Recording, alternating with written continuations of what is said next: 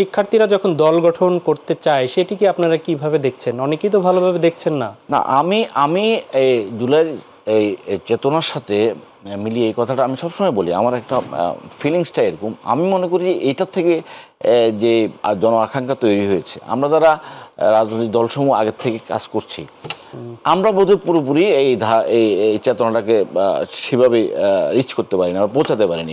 আমরা লড়াই সংগ্রাম করেছি, আমরা ফ্যাসিবাদ উৎখাতের জন্য এই ছাত্র জনতার আগের থেকে অনেক বেশি শ্রম ঘাম, আমাদের লাঠিচার্জ থেকে গুলি সব কিছুর মুখোমুখি আমরা হয়েছি। কিন্তু ছাত্ররা যে এই জায়গাটা, ছাত্র জনতার যে জায়গাটা পৌঁছাতো, সেটা তো আমরা পারিনি।